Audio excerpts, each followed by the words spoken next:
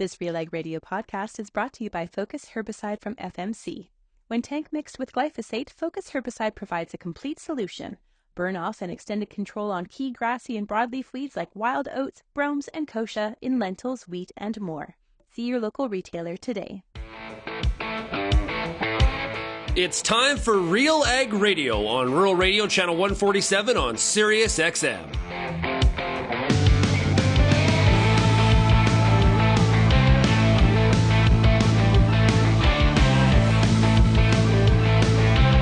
RealAg Radio and RealAgriculture.com is your home for insight and analysis of the issues that are impacting your farm business. Let's get real and get connected with RealAg Radio.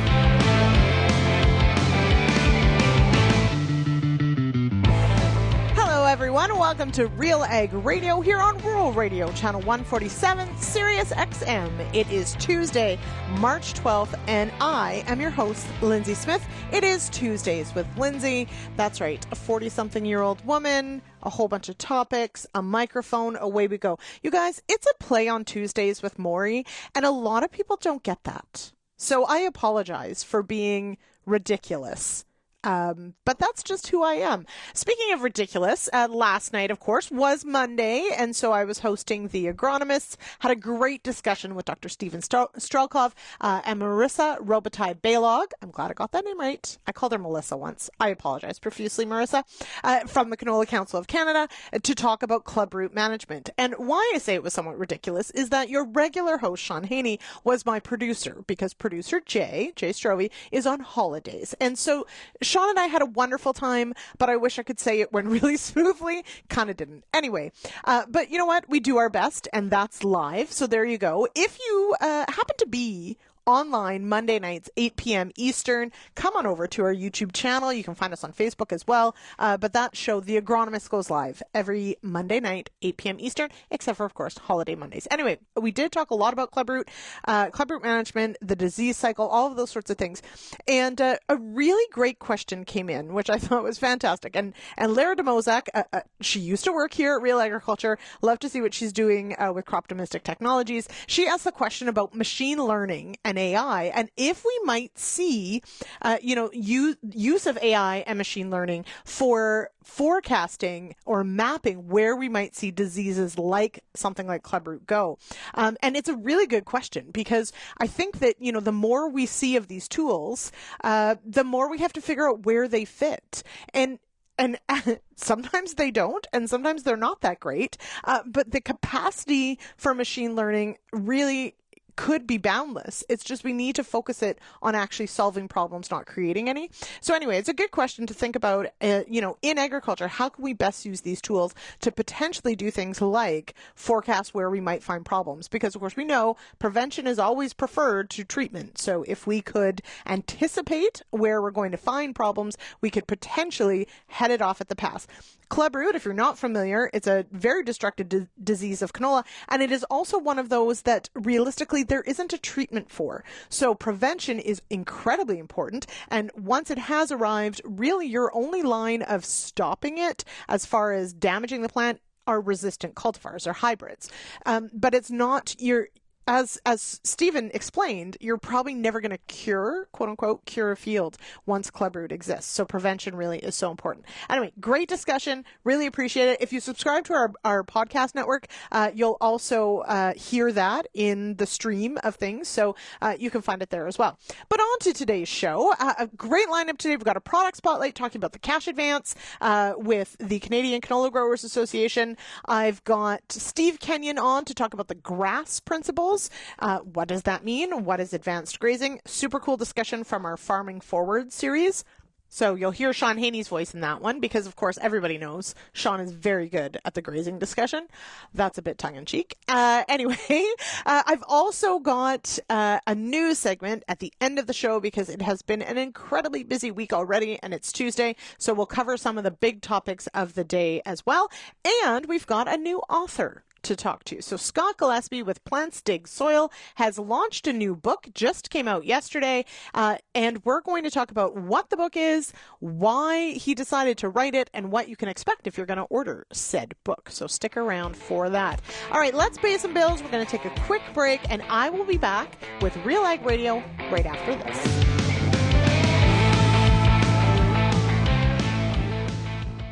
FP Genetics relentlessly brings innovative new seed genetics to Canadian farms, ensuring growers, breeders, and farmers are supported and viable. Being a valued partner on your farm for decades, you can expect the continuous pursuit of the best genetics. Visit fpgenetics.ca to discover FP's strong portfolio of wheat, durum, barley, oats, peas, and rye, or contact your local FP seed dealer or territory manager to discuss your certified seed strategy specific to your region. The Canola School on RealAgriculture.com is your one-stop shop for everything a canola grower needs. Check out our free video series on YouTube for all the latest in canola agronomy, research, marketing, and more. Don't have time to watch? Download the podcast version of the Canola School on RealAgriculture.com or anywhere you download your podcasts. Stay on top of all things canola with the Canola School on RealAgriculture.com, brought to you by BASF and Invigor Hybrid Canola. Co-op AgZone Field is a digital agronomy tool designed to help optimize your operation. Through integrated layers of satellite imagery, soil maps, yield data, and more, Co-op Grow team members use AgZone Field to provide organized, timely, in-season data, allowing you to make informed management decisions quickly and effectively. Trust your Co-op Grow team to support your operation with AgZone Field. Contact your local co-op today.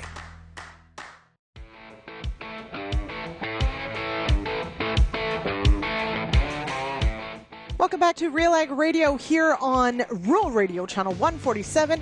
I am your host, Lyndsey Smith, and it is Tuesday, March 12th. That's right, Tuesdays with Lyndsey. Here I am. Okay, this segment is brought to you by The Dirt. Featuring down and dirty agronomic science and actionable crop management insights, The Dirt is the place to listen to industry experts break down the latest crop nutrition research and news. It's the podcast that helps farmers make better business decisions through actionable insights. Get ready for Season 3 of The Dirt, coming this spring. Well, if you followed along with my journey at all in the last while, you'll know that I'm rather passionate about grazing. Now, not everybody who has livestock wants to graze, but for those who do, one of the perennial problems, see what I did there, is making sure that those pastures stay healthy and productive. The topic of this Farming Forward episode, so you can find this entire episode, take a look at it, see as well as hear, is available on YouTube, of course, or at realagriculture.com. But we're going to hear from Steve Kenyon of Greener Pastures Ranching, all about the GRASS principles, that's GRASS, and how those apply to getting the most out of your pasture. Let's talk about the GRASS principles. You were instrumental in the creation of them. Let's talk about how they really do apply to a lot of the advanced grazing that we're talking about here in Canada. Okay, yes. GRASS principles, it was kind of an acronym we came up with for the advanced grazing system with the CFGA, Canadian Forage and Grassland Association. So basically GRASS. The G stands for the graze period, R is for the rest period, A is for animal impact, and stock density and soil armor. Okay, so I'll break them down now and kind of explain what each one is. So the graze period is really important because it's the amount of time that the animals are on a paddock. Okay, if our graze period's too long, we end up getting a second bite. We don't want the animals to be out there for an extended amount of time where the plants have a chance to regrow, and then for the animals to graze that regrowth. Okay. Rest period is the amount of time in between grazing. So if we have, let's say we have 2 grazings in a season, what's the time in between them? That's also important to stop that second bite. But in this case, we want to have that rest period long enough to make sure that the plants have fully recovered so that the root reserves and all the energy stores in the plant have been fully replenished before we graze it again. So graze period and rest period kind of work like taking a hay cutting. You want to let it grow, cut it in a short period of time, and then obviously harvest it off, and then allow it to regrow fully before you're going to harvest it again. So that's what we're trying to do with our pastures. We want a short graze period, a long enough rest period for full recovery, and that's going to help keep those pastures healthy. All right, so that's that graze period and rest period kind of work together. Third principle is animal impact. Now, there's a couple of parts to animal impact. One is the physical animal impact, and the other is the biological animal impact. Physical, that's the hoof action on the soil. Okay, that animal impact, that hoof action can actually break cap soil. It can push the forage down to cause, get soil contact to help it recycle. It can cause seed to soil contact, right? That hoof impact can create new seedlings to develop. Okay, so that's very important in keeping a pasture to regenerate. Right, we want to have them, new seedlings to start up and the next generation to come underneath, right? The biological animal impact is very important. For years, I was unaware of that. I didn't really realize that was happening. But it is the biology that the herbivore brings to the system. Okay, the herbivore is actually a keystone species in a grassland environment, right? We need them. They help build the ecosystem. Just as a quick way to show that, a dung pad, so the manure pad out of a cow, it's home to over 450 different species of critters, right? That's home. Without a dung pad, there's 450 species that are not in your ecosystem, right? They just bring in biodiversity. That cow patty is so important. Okay, so they have biology coming out the back of the cow, right? We've got the manure and the urine. There's biology and or food for biology in that's adding to the system. The biology of the herbivore has a symbiotic relationship with the biology in the soil, right? They work together. And it's not just the manure and urine. We also have phlegm, and we have saliva, and we even have biology that falls off the hair coat that helps build an ecosystem in the soil. Okay, or feeding that ecosystem in the soil. So that biological animal impact is also really important. Okay, number 4 is stock density. Stock density is really important for managing the soil. We need to get stock density high enough to create 2 benefits. Number 1 is we get an even plant utilization. Right, when the cattle come out here, we want to knock this thing flat. We don't want them to pick and choose. We want them to either eat or step on every blade of grass out here. So the higher the stock density, the better the plant utilization. Again, picture that hayfield, right? You come across it, you cut everything. Every plant has the same advantage to regrow. In a low stock density, so the lowest being continuous grazing, the cattle come out here and they pick and choose. They eat all the best plants, right? And then when those best plants start to regrow, they eat those ones again. So all your best plants get hammered over and over and over, and all your undesirables get to mature and reproduce and set seed. So which plant has the advantage? Right? The undesirables. So that's why we end up with pastures full of weeds. So if we get our stock density high enough, we get that even plant utilization, we don't end up having that issue. Okay, the other part to getting that higher stock density is more even manure distribution. Well, when I say manure, it also means the urine, right? We're spreading nutrients more evenly. In a continuously grazed system, it might take 20 or 30 years to get manure distributed to all over the pasture. In a continuous grazing, most of the manure and urine ends up by the water or by the trees or in isolated spots, right? We don't spread that very good. The higher the stock density, the better they spread their manure and urine, right? It gets all over the place. When you do very, very high stock densities, it's kind of funny because you can't wear your town shoes out here, right? When you're extreme stock densities, there's manure everywhere, and you got to be careful where you step. I used a analogy a few years ago. When the dung pad hits the fan, your stock density is high enough, because what I was doing was driving across the field with my quad. And I was getting manures flying up, and my mechanics were upset with me a little bit because they were cleaning manure out of my radiator, right? But, I'm driving across the pasture and I can't avoid the manure. It's flying up, it's getting in my hair, and I can't dodge the cow patties because there's so many. So when the dung pad hits the fan, that's a good thing. You've got enough stock density. Most farmers can drive across their pasture all day long and never even hit a cow patty because the stock density is too low. Okay, last one is the building a soil armor. that is the protective layer on the soil surface that helps all the internal processes work. Kind of like the skin on your body, right? It's the protective layer. We need that soil armor for numerous things. One is for help building the water cycle. So we're leaving residue, we're trying to build that thatch layer.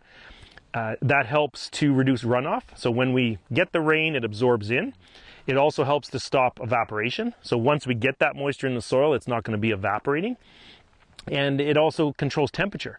We're trying to manage the biology in the soil, and if the temperature's swinging, hot to cold, night versus daytime, that's not conducive for the biology in the soil. So we want to keep that soil temperature balanced, keep it more regulated. So that soil armor is so important for that as well.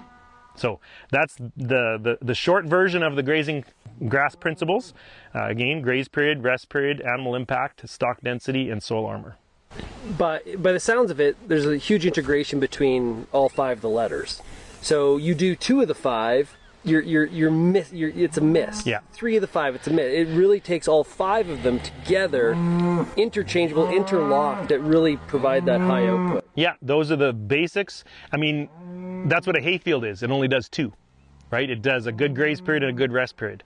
It's missing the rest of them, and that's why your hayfield, you got to reseed it in 10 years because it's done. What we're trying to do is make this, sustainable for generations. This has been seeded down, for longer than 20 years because I took it over, it was seeded down.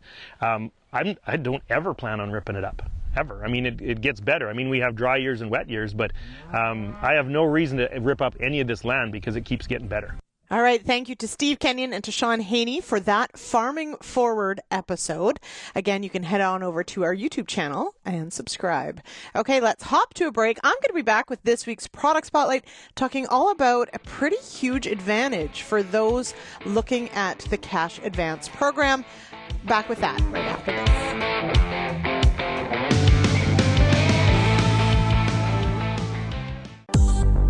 I'm Lyndsey Smith from RealAgriculture.com. Join me Monday nights for The Agronomist, a 1-hour live and interactive show broadcast across YouTube, Facebook, and X. Monday nights at 8 p.m. Eastern, I host expert agronomists from all over the country to give you answers to some of the toughest agronomic questions.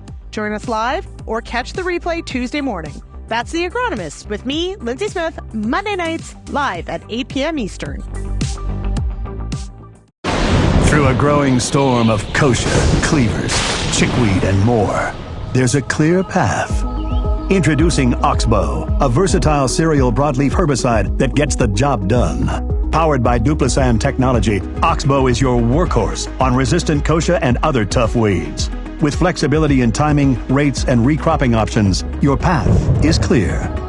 Find your way on the path of least resistance at newfarm.ca/Oxbow. Peter Johnson at Wheat Pete, RealAgriculture.com, and what an opportunity! Oh my gosh! You think you can't grow better wheat? You are absolutely wrong. We're going to show you how to strive for those record wheat yields that they get in the UK and in New Zealand. You can grow 150 bushel wheat. I'll show you how. Catch Wheat Pete's Word every Wednesday on RealAgriculture.com or download the podcast on iTunes or Spotify.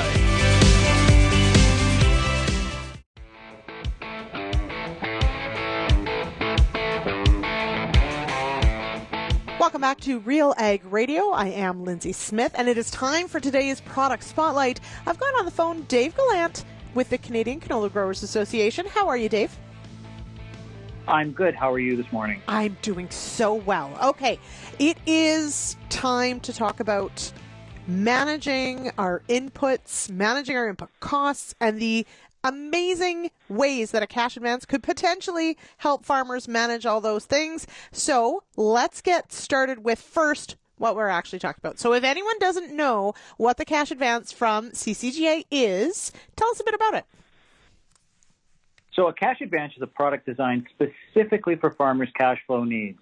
What it does is it puts money in farmers' hands before selling their inventory. In fact, before they even grow their inventory for grains and oilseeds farmers. The whole intent of the program is to give access to cash flow so they can make marketing decisions that make the best sense for their farm.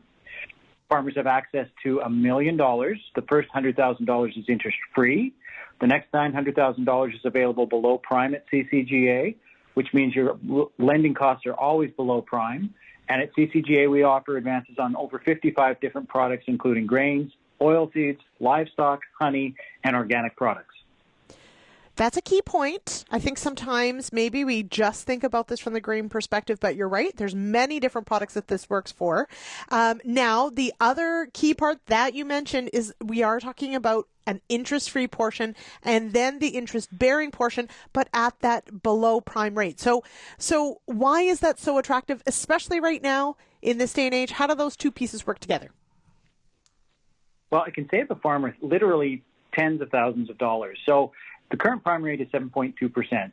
So $100,000 interest-free means no matter where a farmer borrows from, whether it's their bank or their local credit union, they're going to save $7,200 if they can get that same money at the bank or credit union at prime. The remainder being below prime essentially means that no matter how much a farmer borrows under the program, whether it's $200,000 or whether it's $1 million, they are always going to have a blended rate below the prime rate.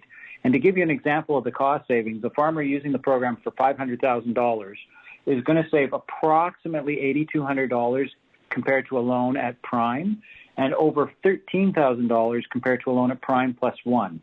So there are significant dollar value savings available. If farmers are borrowing money, they might as well borrow it at the cheapest cost. Absolutely. Now, we do know, of course, when we're talking about financing, especially if you're just getting going, if you're a young farmer, trying to build your business over time, it can be perhaps a little more difficult to access lending. Can young farmers take advantage of these interest rates as well?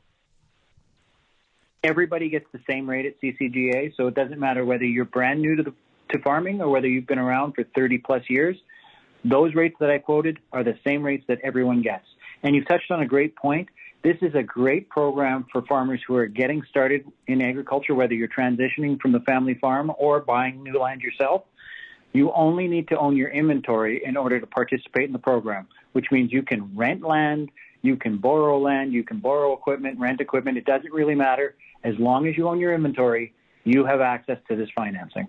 That is a very key point, of course. It's about the inventory, not necessarily land or those sorts of things. So very, very important point there. Now, there were some changes on the 23 side. We are talking about 24. How does it work if a farmer already has a 23 advance?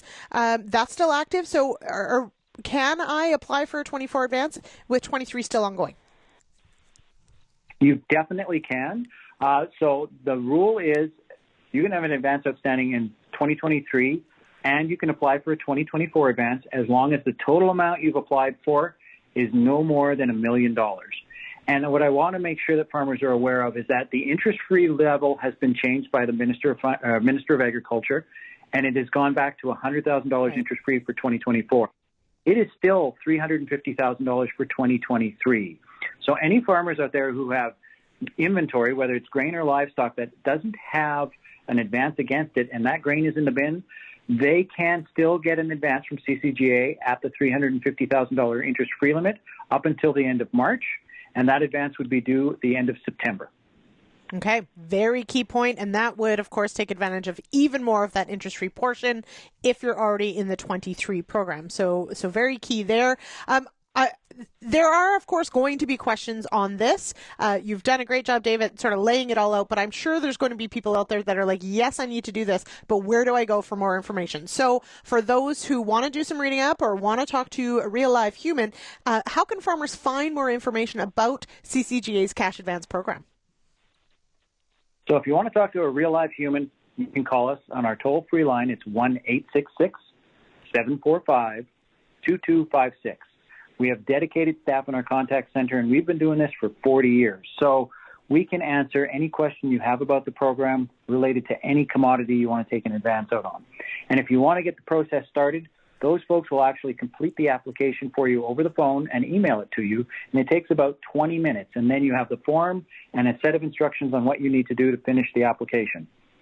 If you just want to read about it and not talk to a human, you can go to ccga.ca, and we have an extensive library of information available to you from frequently asked questions. The forms are there, all the rates are there, and videos on how to complete your application.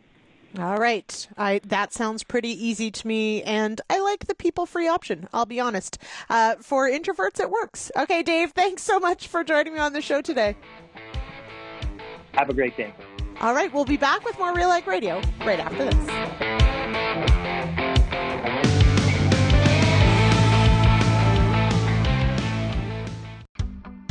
Does your N stabilizer contain an active ingredient load high enough to be agronomically effective?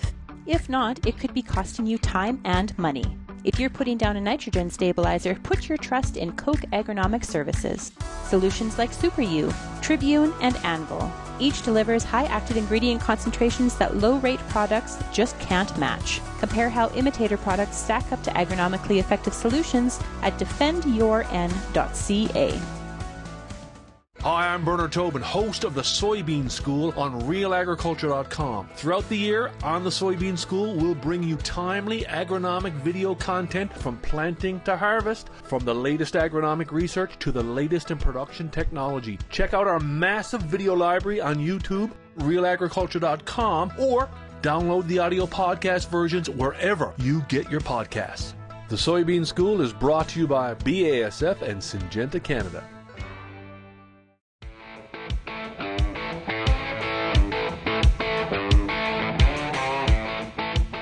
Welcome back to Real Ag Radio here on Rural Radio, Channel 147. I am Lyndsey Smith, and this segment is brought to you by Co-op.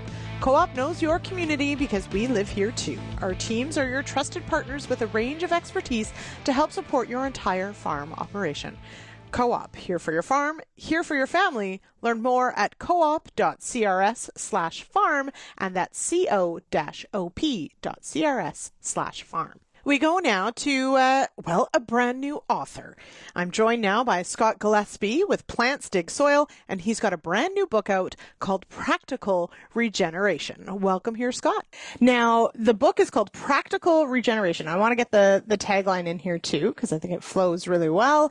Realistic strategies for climate-smart agriculture. Let's start with, before we dig into what's in the book, what does regenerative ag mean to you? It means just taking a moment to look back on what you're doing and try to figure out some ways that maybe we can do things without just going straight to chemical fertilizers or straight to chemical pesticides.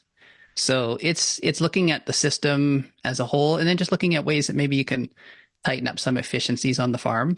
That's the main thing. I mean, like for me, the main thing is out there. Yes, is looking at ways that we can take care of the soil and then also look at the bottom line of the farm. So we use a lot of terms sort of come and go.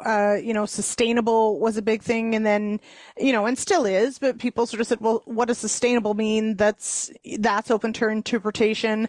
Those who say, well, I don't want to just sustain, I want to, grow or do more. I've heard in the discussion of regeneration that there is a focus on trying to decrease outside inputs, so purchased in inputs necessarily. Does that jive with the way you approach regen ag? Yeah, it does. And I think it ultimately, if we could have a cycling system where all of our nutrients come back to the farm, eventually that would be what we need. But the reality is for most farms in Western Canada, and probably most in even American agriculture too, our products end up all over the world, and we're never going to get those nutrients back.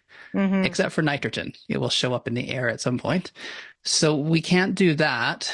So we have to find ways to maybe use our nutrients better. I think there's just efficiencies that we can find. Cover crops are one tool in them, but they're not necessarily going to fit in most places. So that's where I was looking at it with this book, or where I was looking at what practical is stuff that's going to make a difference on the farm and is going to help with environmental and sustainability of the farm. But also it has to pay somehow too. It can't be just something we do that is going to make things look better for the public.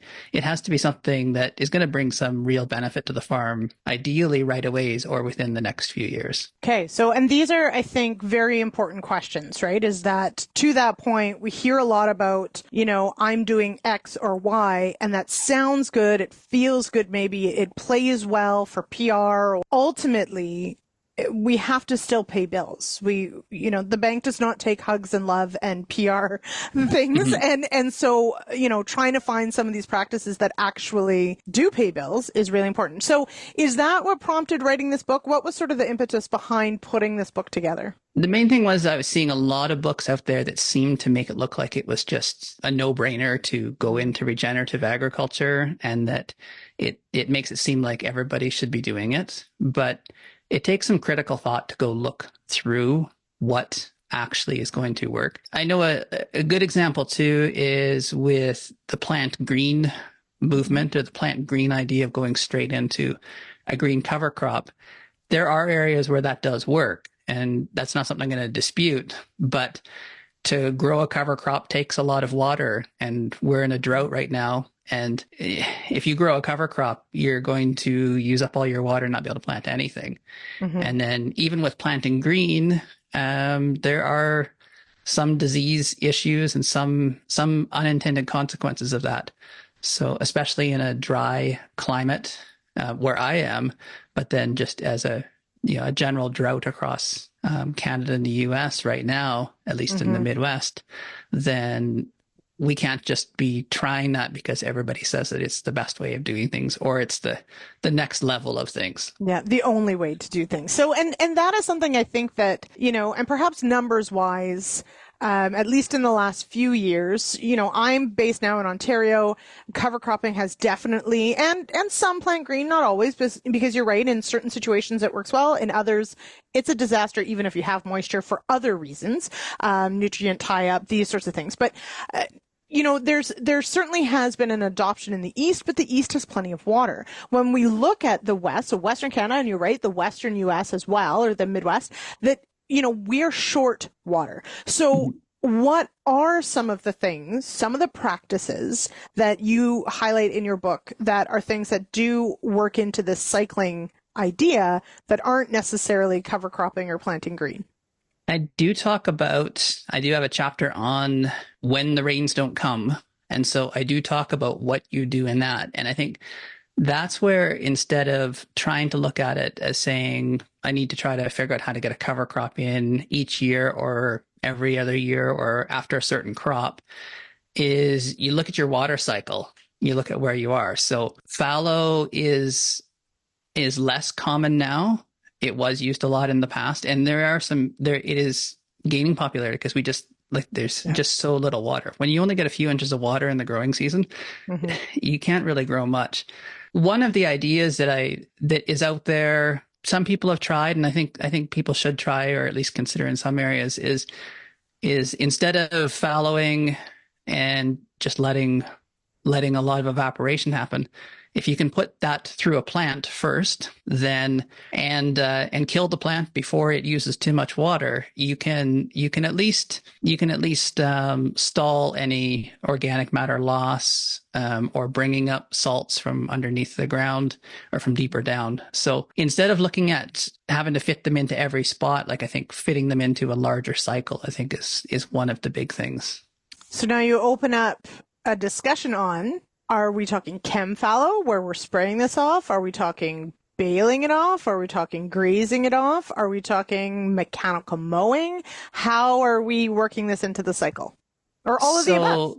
Yeah. So if you do have a chem fallow system, this could fit in, it could fit in instead of letting your weeds grow, or as a part of the weeds growing, have some type of a very cheap cover crop out there to just do some benefit.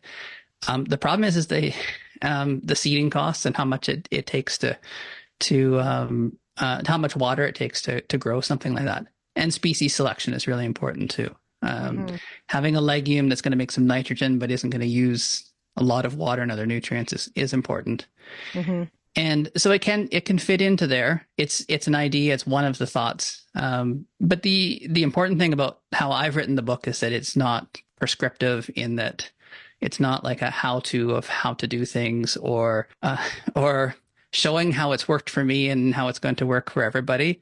It's putting out ideas. It's trying to get to the root reasons, or the kernels of truth in a lot of the practices, or a lot of the ideas, and where the truth might be in it, and then where we can maybe adapt it, or where you can adapt it on your farm.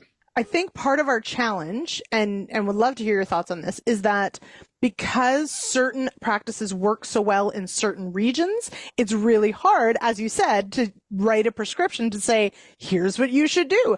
Because, you know, if weed control is your goal, there are some, here in Ontario anyway, there are some really great options for, say, a fall cover crop or whatever that could really boost your program ahead. But in the West, we've got kochia, we've got herbicide resistance, we've got all these sorts of things, and then you have not enough water to create a competitive crop. What do you do? Yeah, so I'd love to get your thoughts on, like, are we starting to put some of this together? I think we are, and on the diversity of growing regions, like I've had the opportunity to do some work all the way up in the Mackenzie County area of Alberta, which if anybody knows if you know where the Peace region is, this is even on the north edge of the Peace region. But even just driving, like, you know, spending 2 days driving up there and driving through the regions in Alberta, it's just amazing the differences you get through in the extreme dry south and then the deep black soils, which everybody would love to have, and then the gray soils and peat soils and that. So that has been one of the biggest challenges, because like there are, and even say in Manitoba, which is actually the same distance away to get to Manitoba as it takes to get to the north edge of the province, there's a lot of things that work there that just do not work here. We have to recognize and sort of respect the vastness of this country, I think, at times, and just how different those regions can be. Now, before we wrap up here, and we are going to, of course, point everybody where they can go to find more about this book. But one of the things this is brand new, so I haven't had a chance to read it. Do you get into some of the things like some mechanical weed control? What all do you sort of cover as far as topics in this book? Yeah, I do. Like I've covered the intercropping with, I cover it with intercropping with crops, and how that could work, and then intercropping with cover crops. I do talk about tillage, because I think tillage is one of those ones that's misunderstood, that all tillage is bad or we have to reduce all of our tillage. We don't need to go back to a whole bunch of tillage, but I think there's some ways that we can use it strategically to control some of our weeds, and even strip till in my region in more the irrigated high value crops, where we might be able to adapt that system here. Yeah, I will say I like the term strategic tillage. There has to be a reason we're doing it. And that reason has to be one that the tillage actually does. Sort of like effective modes of action, right? We need to have tillage that is actually going to accomplish what we want it to do. Yeah, so I cover that in there, and then I mean, like I start out fairly broadly, I go way back into my thinking on it, how it came about growing up in the 80s with no-till development in Ontario, and then even just looking at the soil here, and even how it was managed, or how it was managed with the buffalo and with the indigenous here, and how that should inform how we look at it now, and what we can expect out of the soil here. So I cover that and get into practical stuff and some stuff that's a little more advanced, but maybe we're thinking about. And I do cover a topic that maybe we don't have time for, but the whole carbon buildup versus carbon selling, and what I think I think farmers should do. That is another whole interview. So I will read the book and then we can have that conversation. Sounds good. Yeah, but all right. So Scott, Plant Stick Soil, where can people go to find your book, Practical Regeneration? So they should be able to just search Practical Regeneration in any bookstore, like if an online bookstore, in your apps, like your reading apps, that type of thing. If not, then if you remember my site, Plants Dig Soil, there's a link to the book, and then that's where I kind of link out everything from there. So Wonderful. It should be pretty well everywhere, and local booksellers, independents, or chains should be able to find it. But if they can't, then you can order it online or get a hold of me and I'll figure out how to get it to you. Okay. I like it. Okay. Thank you so much for joining me on the show today. Okay, you're welcome. Okay, we're going to take a quick break, and I'll be back with the Top Ag News right after this.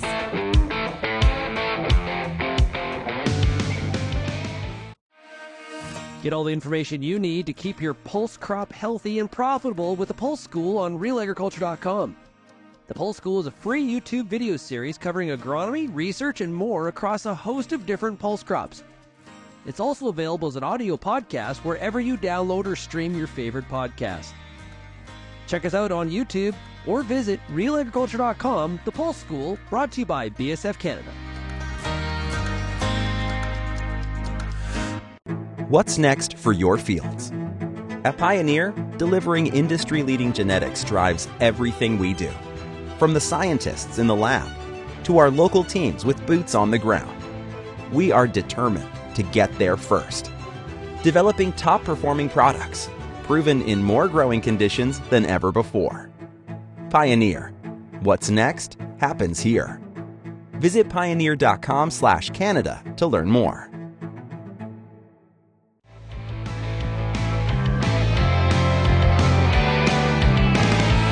Welcome back to RealAg Radio here on Rural Radio, Channel 147, Sirius XM. I am your host, Lyndsey Smith, and this segment is brought to you by the new Oxbow cereal broadleaf herbicide from New Farm. Oxbow is powered by Duplisan technology that is a workhorse on resistant kochia and other tough weeds in wheat and barley. Check out New Farm for more information. All right, it is a very busy week for news this week. We did have, I suppose we're gonna call it the top news story.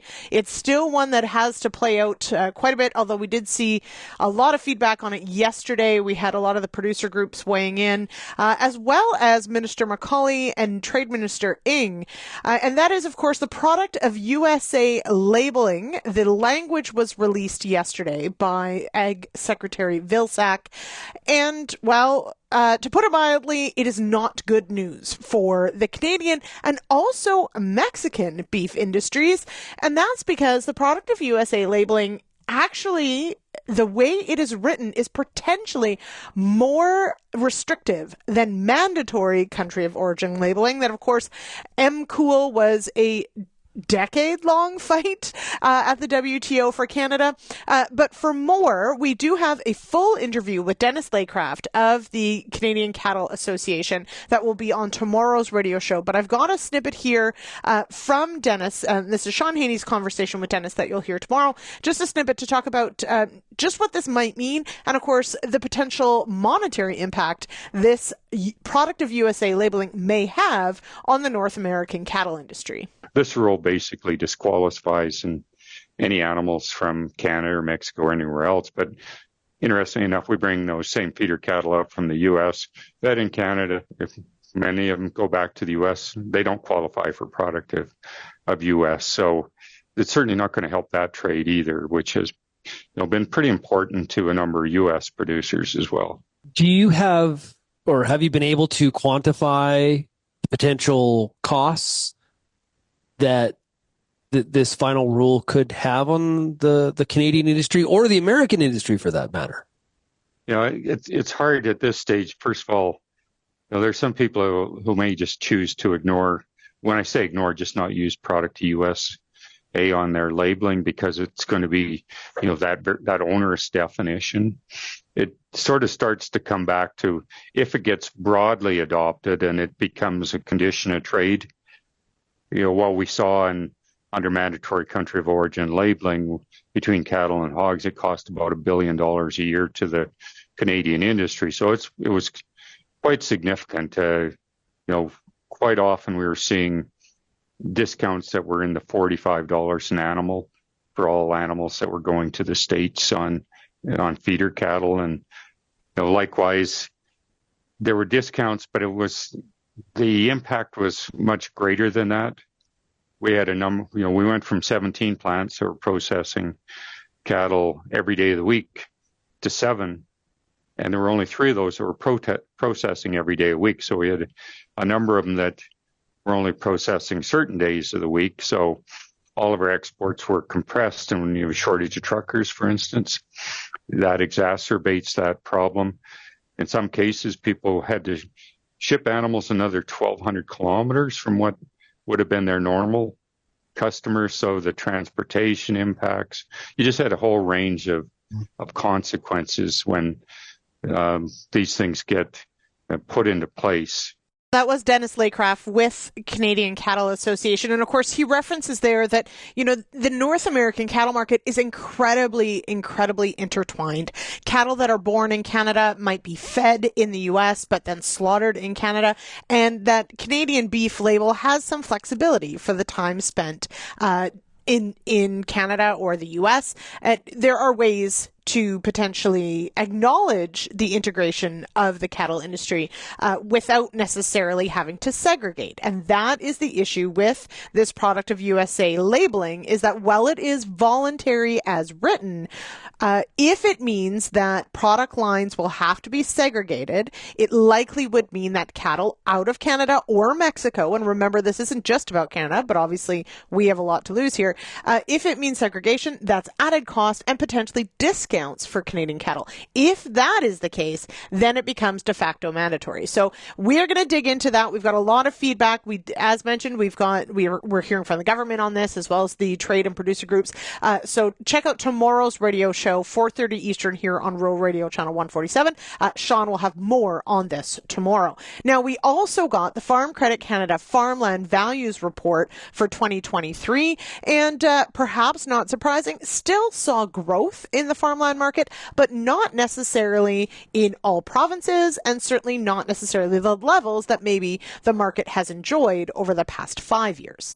So of note, overall, Canadian farmland values increased 11.5%. That's down from 12.8% reported in 2022, according to that farmland values report. The highest provincial increases in farmland values were seen in Saskatchewan, Quebec, Manitoba, and Ontario. And that ranges from a high of 15.7 in Saskatchewan to 10.7 in Ontario, and Quebec and Manitoba fall in between there. There were, of course, provinces that did see growth, but not necessarily at the same rate. Those include Nova Scotia, Prince Edward Island, Alberta, and New Brunswick.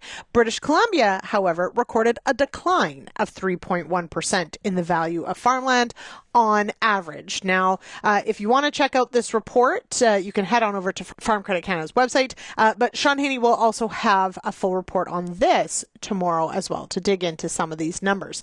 We also saw some news out of Stats Canada. For those of you who answered your phone sometime between December and January, maybe you heard these questions. I know Stats Can phone calls are basically everyone's favorite, but also I do know that they're moving away from the phone call. So thank you for that, Stats Can. Anyway, we did see the Stats Can acreage numbers come out again. Maybe not huge surprises, but smaller acreage crops definitely did see some of the bigger bumps as a percentage. Now, maybe that's not surprising, of course, but the overall dry bias in the West definitely favoring some of those dry loving crops. And of course, on our pulse side, there's some money to be made in some of these. So there is a predicted increase of over 20% for chickpea acres. Durham is seeing some support as well. Canola acres are projected to fall about 1 million, but still well over 20 million. So I think they're calling for about 21 million. And corn and beans are pegged at about the same as 2023. Now, of course, this year, as we look ahead, we don't have necessarily the same opportunity for profits across the board. That may impact, of course, the decisions that farmers make as we get that much closer to seeding and planting. Is winter wheat, especially in Ontario, is it going to be worth keeping it in, or are you going to tear it out and put it into beans? I know Wheat Pete is going to call me and be incredibly angry that I would suggest such a thing, but that is what happens in Ontario when we see acreage shifts. Certainly in the pulse side, with some of the different crop types showing some really decent profits penciling in right now, as we are starting to see some of those new crop prices. We do have to think about Aphanomyces for pea and lentil acres, and we do have to think about seed availability. That's always a concern for some of our smaller acreage crops. And oats, of course, we've been talking about oats on this show a little bit, and that market, one of those ones that can be oversupplied pretty quickly, but it's also one that people just can't quit, can they? When oats look good on paper, oats look good in the field. So there you go. Okay, what else have we got? Well, we also saw that the government of Saskatchewan has committed $15 million to the Global Institute for Food Security at the University of Saskatchewan. So this was announced by Agriculture Minister David Merritt, committing that $15 million over 5 years to GIFs. Now, I got to ask, is it GIFs or GIFs? I'm pretty sure it's GIFs. Okay.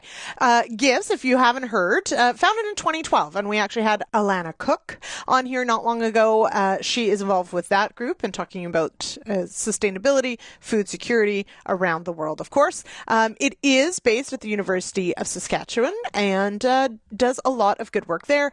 Partners around the world on expertise and leadership in the discovery, development, and delivery of innovative solutions to produce globally sustainable food. So there you go, $15 million over 5 years for the Global Institute for Food Security. Now, sticking in the realm of announcements, this is your reminder that March is Canadian Ag Literacy Month. And what does Canadian Ag Literacy Month mean? Well, if you're in agriculture, it most definitely means that there are volunteering opportunities.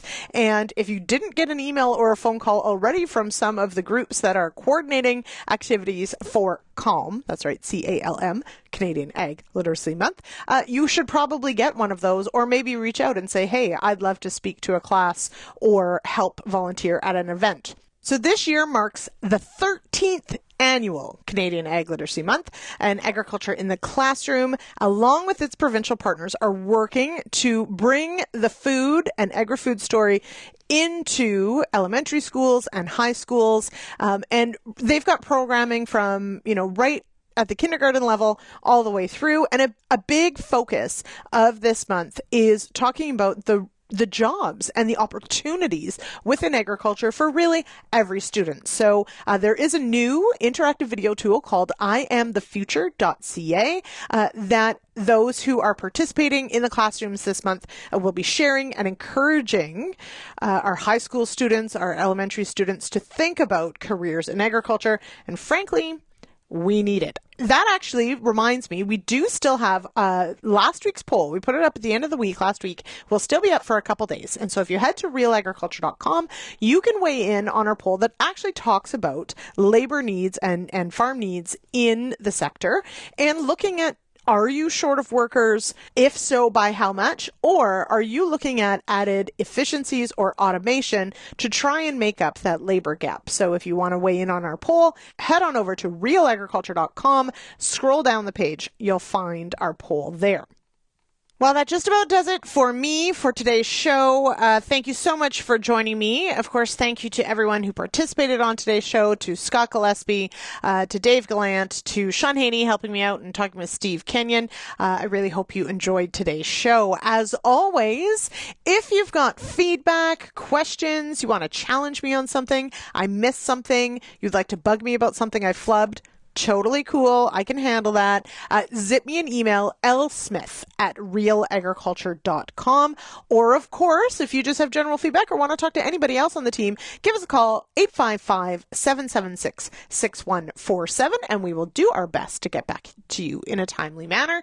And, of course, find us across social media. We've got a social media coordinator. Her name is Paige Holmquist. She lives in Saskatchewan. She does a great job making sure that we've got Reels and TikToks and our videos up on YouTube, and keeps everything rolling. So if you're online and you ask a question, you are actually probably going to talk to Paige. So say hello when you do, and give us a like, a follow, subscribe, all of those sorts of fun things, because frankly, we just love to hear from you, and we don't want you to miss anything from the team here at Real Agriculture. Alrighty, tomorrow, Sean Haney, your regular host, will be back in the driver's seat. He's got all sorts of market news to cover, as well as I mentioned, some of these top news stories that we're following this week for you.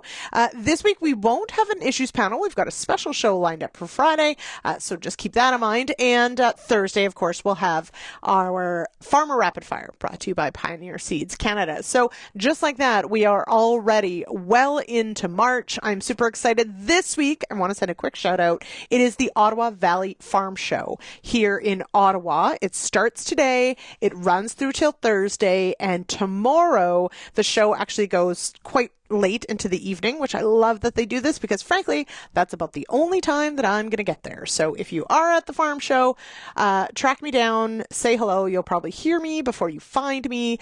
Just follow the noise, and I would love to say hello. All right. I am Lyndsey Smith. I have been your host. Thank you so much for joining me here on Real Ag Radio, and I will talk to you next week. Cheers, everybody.